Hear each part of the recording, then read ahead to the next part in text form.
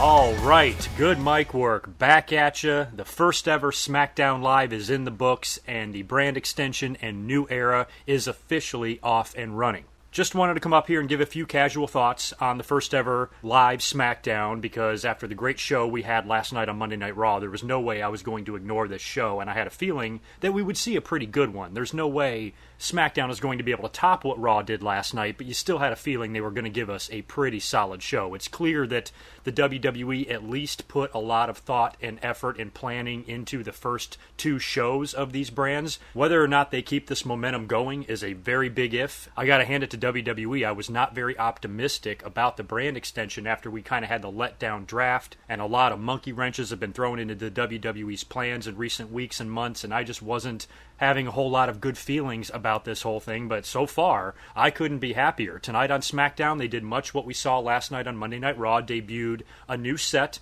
a new logo, a new theme song and intro, and tried to show us the overall identity of the show. I like the fact that the commentators are staying at ringside for SmackDown. They've changed the ring ropes to blue, and Raw's, of course, is now red. The logo, just like Monday Night Raw, is similar to the old one, but still different. Same thing with the set. The Raw and SmackDown sets and pay-per-view sets, as we all know, are virtually identical. Raw is a little bit different with that arched thing. SmackDown doesn't have that. I don't think I liked their new intro song as much as I liked Monday Night Raw's, but I'm sure it'll grow on me. I never seem to like anything when I see it for the first time, so we'll see how I feel about it as we move forward. But right now, I think Raw wins as far as the intro music goes. But tonight's show was a nice little show. I much prefer 2-hour wrestling shows, and I wasn't able to be home to watch the show live. Thank you to everyone, by the way, who tweeted me updates throughout the show, because I was curious what was going to be going down on SmackDown, and I'm probably going to be asking you to do that a lot. It's going to be very hard for me to be home on Tuesdays to watch SmackDown. I'm sure I'll be home for some of them here or there, but for the most part, I'll be watching these on a tape delay later on. Monday Night Raw shouldn't change. I'll always be home to watch that live, most likely, but Tuesdays is a whole different story. So in the future, I would really appreciate live updates. I don't care about shit being spoiled. I don't mind if I know what's going to happen ahead of time. Helps me prepare my thoughts and my commentary anyway. So in future Tuesdays, feel free to do what you did tonight and keep providing me with updates throughout the show at GoodMicWork on Twitter. We had Daniel Bryan and Shane McMahon open the show from the backstage area, and they walked out to the ring while cutting a promo. The entire roster is in the ring waiting for them, so they enter the ring and address the roster much like Stephanie McMahon and Mick Foley did last night, and they basically told everybody that they need to create a new number one contender. So they gave props to Dean Ambrose for winning at Battleground and bringing the WWE title to SmackDown. He had his own separate entrance and the whole deal, so Dean is the man right now, and Daniel Bryan and Shane announced that they are going to crown a new number one contender to face Dean Ambrose at SummerSlam for the WWE title in a six-pack challenge match in the main event. And then they started naming out the participants. Number one, of course, being John Cena, big surprise there. Also Bray Wyatt and Dolph Ziggler and Baron Corbin and AJ Styles. And as far as the sixth spot goes, they didn't announce that right away. They said everybody on the roster is going to get an opportunity to be the sixth man in this match. We're going to have a battle royal right now, immediately following this segment, and the winner of that will be the sixth participant in the main event six-pack challenge. So they cut to commercial or something and come back. The Battle Royal is underway. Pretty typical Battle Royal. The end result seeing Apollo Crews winning by last eliminating Kane. So Apollo Crews was going to be your sixth man in the main event. Renee Young interviewed him outside of the ring. I like that both shows are doing this. It looks like it might become a trend on Raw. We saw this a couple of times. We saw an outside of the ring interview. We saw an inside of the ring interview. So them doing that here or there, I actually really like the idea, and I like that both shows are doing it. Renee Young talks to Apollo Crews a little bit, and he walks off. Now to fast forward to the main event, since we are already on the subject, the six-pack challenge match was pretty fucking good for a six-way clusterfuck. There was some really good stuff going on in this match, a lot of good exchanges between John Cena and AJ Styles. AJ actually kicked out of one of Cena's AAs. And then in what I thought was a great finish, AJ Styles comes off the top rope with one of the most gorgeous, phenomenal forearms I've seen him do since he's been in the WWE, and that's saying something since every damn one of them that he throws is a work of art. He nails John Cena with it and then turns around and eats a super kick from Dolph, and boy did AJ sell that super kick. That was brilliant. It's nice to see someone finally selling for Dolph for a change. The way he ate that super kick was amazing. Dolph jumped on him, hooked both legs, and got the 1, 2, 3, and Dolph Ziggler is going to be the guy to challenge Dean Ambrose for the WWE title at SummerSlam. How in the world can anybody possibly be disappointed about this? When I was getting some tweets, people were like, oh, can you believe this shit? They're giving the opportunity to Dolph Ziggler. I'm like, why the fuck not? He's great. I thought everybody loved Dolph Ziggler. I can't keep track these days of who is cool to like and who is not cool to like and shit like that. To me, I've never felt any differently about Dolph Ziggler since the day that he won the World Heavyweight title the day after WrestleMania 29. I've always thought he was capable. I've always thought he should get more opportunities. Where the fans soured on him, I have no idea. WWE just hasn't done jack shit with him in God knows how long. So a lot of people, I guess, were expecting Bray Wyatt. That's who they wanted. We knew already it wasn't going to be John Cena or AJ Styles because they're going to be working at SummerSlam most likely. So I kind of thought it was going to be Baron Corbin or Bray Wyatt. I wasn't expecting a babyface match, but as far as the outcome, Jesus, I have nothing in the world to complain about at all. Dolph and Dean, I know, have had matches together, but they've never really had a program. Bray Wyatt and Dean Ambrose, on the other hand, just had one in recent history. When was that? Maybe a year ago, maybe even less, when the two of those worked a program that spanned several pay-per-views or whatever. So, to me, giving the opportunity to Dolph is nothing to complain about. Bray Wyatt, he's going to get plenty of opportunities. He's a whole different type of character and style in his own right, and Dolph Ziggler is a more than worthy opponent for Dean Ambrose, and he might wind up falling short. I mean, we're already going to have basically one title change guaranteed at SummerSlam because they're crowning a brand new Universal Champion. So the idea of the WWE title changing hands, I actually don't think it's going to happen. Dean, my early prediction is retains this title hands down. I can't see Dolph winning it. I would love it if Dolph Ziggler did win the WWE title in the future. Maybe this is not a one-off for him. Maybe he actually works with Ambrose again at the next pay-per-view, which will, by the way, be Backlash. Shane and Daniel Bryan announced that on September 11th they're going to have a SmackDown-only pay-per-view. And I was a little worried about them doing 2 pay-per-views a month, one for each brand, because I hated it when they did it before. But the pay-per-view world is different now. This is the WWE Network we're talking about. These are more special events. You don't have to buy these fucking things individually. As long as I don't have to shell out $40 a pop for it, do whatever the hell you want, WWE. So Backlash is returning. I'm always used to seeing Backlash after WrestleMania, but this one's going to be after SummerSlam. So maybe Dean and Dolph Ziggler can work again for the title at that pay-per-view. But for me, in the short term, I think Dean Ambrose's title run has been successful so far. He came out on the winning end of a feud with his former Shield buddies. He's on a fucking roll right now. A guy that I thought might be a transitional champion, a placeholder perhaps, might turn out to have a really long run with the WWE title. So I could not be happier for Dean Ambrose. And I can't be happier for Dolph Ziggler. And what a great way to let the fans know that this is a new era. This is the whole point of the brand extension, to give guys opportunities that would otherwise be lost in the shuffle or WWE kind of doesn't have anything for, forgets about. It's really hard when you got all those guys competing on both shows at the same time. There's really not a whole lot of room to be creative with characters like Dolph Ziggler and others. So the fact that they're giving him a title shot, I think, is fine as far as it being cheap. Oh, they just have to come up with fatal four-ways and battle royals and six-pack challenges to determine an opponent. It's kind of lazy and it's not much of a storyline. Well, I disagree with that because these brands just split up this week, and each show basically has a clean slate as far as opponents and number one contenders and feuds and storylines and all that shit. There's a few exceptions. I mean, John Cena and AJ Styles are going to carry on their thing. There might be one or two others, but for the most part, these champions need to have brand new number one contenders. These brand new feuds need to be developed, and everybody on both rosters needs to start engaging in new feuds, and I think that's what the WWE is trying to put together. So Dolph Ziggler is a prime example of somebody that's probably going to benefit from the brand extension.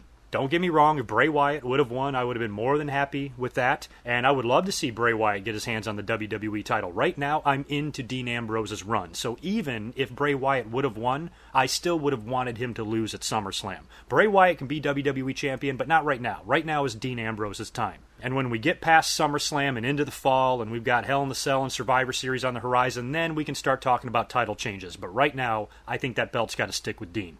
As far as the rest of SmackDown, man, I really love 2-hour shows. They are so much easier and quicker to review. Some of the things we saw was the return of Randy Orton to the ring. He took on The Miz. It started out as a Miz TV segment. Miz is in there interviewing his fucking self. Randy Orton then interrupts, comes out, cuts a promo on The Miz. They start jawing back and forth. Randy Orton challenges The Miz to a match. He goes, I need to get back in the ring, and what better opponent to get in the ring with and shake off the ring rust than the current Intercontinental Champion, and insults him a little bit and insinuates that he might not be the man in his relationship and all that stuff, and it ends up pissing off Maurice, and she accepts the challenge on The Miz's behalf, and he does not look happy about it. That match happens right away, and of course Randy Orton RKO's him and pins him, and he's starting to roll on to SummerSlam. He had a few more things to say about Brock Lesnar, reiterated a lot of what he said at Battleground, and he's basically doing all he can do. When these guys are separated, Brock Lesnar is going to be on Monday Night Raw next week, so these guys are on separate shows trying to build a pay-per-view match together. It's just weird. I'm still very much looking forward to the match, though.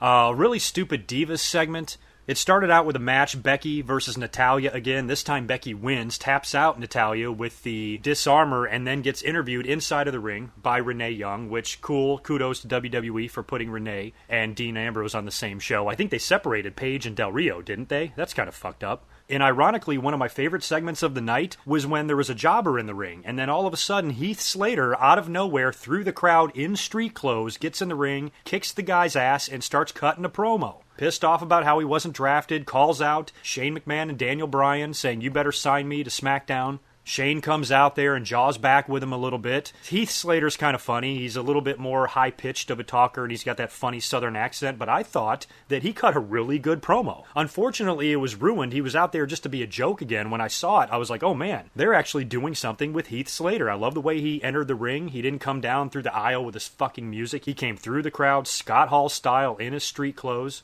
cutting a shoot promo on the company and SmackDown and Daniel Bryan and Raw and all that shit. And then when Shane McMahon is talking to him, saying that he's looking at the hottest free agent signing to SmackDown, Rhino is standing behind Heath Slater. He doesn't see him. He turns around, gets speared. Rhino is back in the WWE on the main roster. I know he's been doing some work in NXT from time to time, and I did hear that he would be coming back to the main roster, so Rhino has returned. I almost wish they would have debuted Rhino in a different way, because I thought this might be the beginning of something for Heath Slater, and I think that it can still be. I assume that he's going to do the same thing on Raw. He's going to enter the ring and kick somebody's ass and cut a promo, and then someone else will come out and make a fool of him. And before you know it, he's back to being meaningless again. But for about 5 seconds, I was really excited for the potential of Heath Slater. So those were pretty much your highlights of SmackDown in a nutshell. I'm not really going to say much more about it. We did hear another big announcement tonight. They announced that Shelton Benjamin was going to be returning to SmackDown. I don't know if he's going to start next week or in a couple of weeks or whatever, but he will be returning soon. I did hear that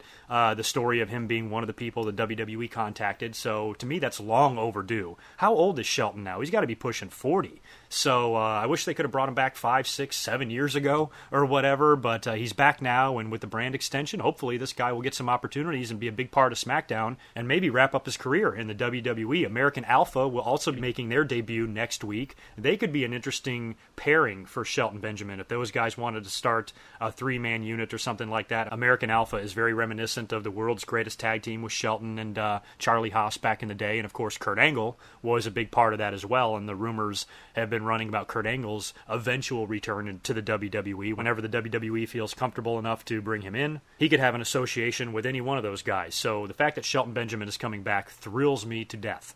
When we first had the draft, I was Team Raw. I said Raw had the much better roster. To me, there was no comparison at all, and then we had a great pay-per-view and a fantastic first ever Monday Night Raw during the brand extension with all this new shit and a brand new star being born with Finn Balor getting a title shot at SummerSlam, defeating Roman Reigns, and all the stuff going on with Raw. I was like, how in the world can SmackDown ever even come close to topping that? Now, they didn't, don't get me wrong, but if you put Raw out of your head, let's say Raw didn't even happen, I think we would agree that the show definitely was good or decent. So even though SmackDown didn't dazzle me as much as Monday Night Raw did, they still put on a very solid show, and I think they set the tone for what that brand is going to be like. And I like those 2-hour shows. I think they can have a lot of fun. Guys are going to get opportunities over there. There are so many more opportunities to be had now for guys on both rosters because of this. I'm really thrilled. So far, WWE's made a believer out of me. Yes, it's only been one show for each brand. Like I said in the beginning, it remains to be seen if they can continue this momentum. But they've definitely eased my mind, that's for sure, because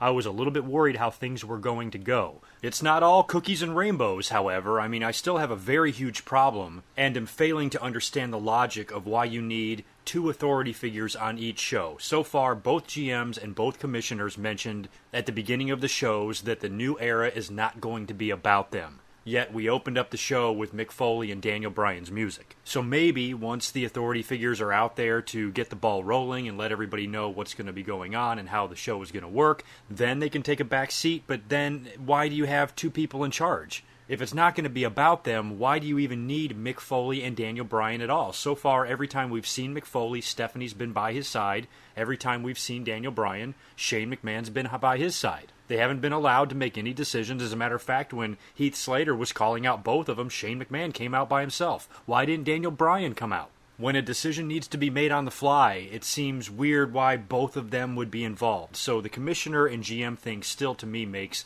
zero sense at all. I think it should be just Shane and just Stephanie, or just Daniel Bryan and just Mick Foley. Otherwise, it's too confusing, so I'm not a big fan of the GM and commissioner situation so far.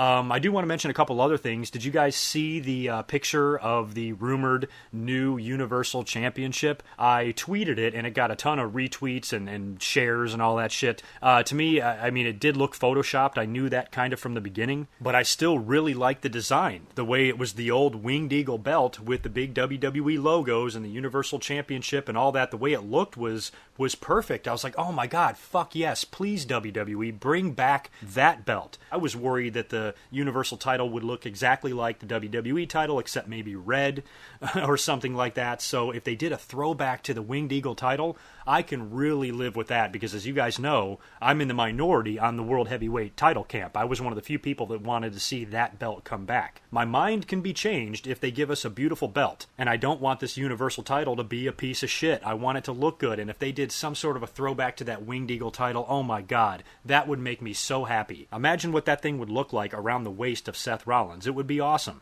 So even though the photo was most likely a fake and a Photoshop deal, I really hope they do something cool with the new Universal title, and I really didn't think that they would unveil what the belt would look like the night after they announced that they were going to create this title. I don't think we get a glimpse of this title until SummerSlam, or at least maybe the week before, unless it gets leaked online before that. But whatever they wind up doing with the belt, just make it look cool, please, WWE. And also the final thing I have written down here, I've had this written down on my last 3 or 4 commentaries, and I've just omitted to talk about it because I didn't feel like it, but I was made aware of the backstage fight that supposedly happened a couple of weeks ago between Sin Cara and Simon Gotch, and some of you pointed out to me that he had a black eye, and then tonight I saw him real well when he was in the ring during the opening segment, and I did see a little bit of a black eye. So apparently these two guys had some sort of a scuffle in catering, and Sin Cara kicked his ass. As far as what I think about it, I don't care. I mean, shit, there's 70 guys in that locker room. The fact that we don't have more backstage fights, to me, is amazing. You're going to have this type of thing happen from time to time. It happens in all sports. Hell, teammates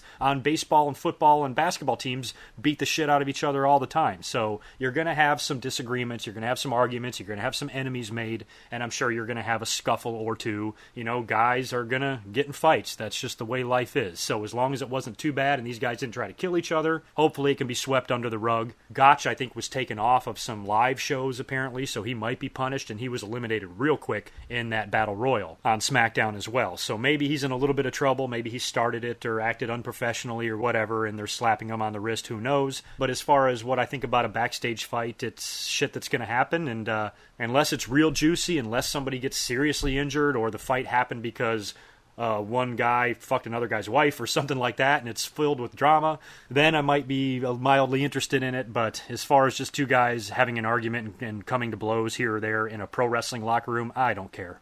So that's it for me. I am out of here until next week. If any major news story breaks or something is worth talking about, you'll hear from me between now and Monday with a short video. Otherwise, I'm going to spend most of the week working on channel stuff. I'm working on a lot of things behind the scenes. And as far as my next special video goes, it will be a DVD review that I have begun work on. I just need to kind of finish it and pump it out. So that might come this week, but give me a little more than a week to finish that. And then after that, I'll do another Q&A. And then after that, we'll have to see where it goes. But I am still planning some new series for the channel. I have at least 2 new video segments that I want to start doing. I'm really trying to evolve this channel, but it's hard to create and it's hard to make changes and hard to do more stuff and make more content when you have a personal life and your own shit to worry about. So I am working on this stuff in my spare time, and I expect a really fun and eventful fall and winter here on the Good Mike Work channel. So thanks again for all your awesome support. Let me know your thoughts on SmackDown, the SummerSlam, WWE title match, and anything that took place on Battleground Raw or SmackDown and the brand extension in general. I will catch you guys in a few days. Until then, peace.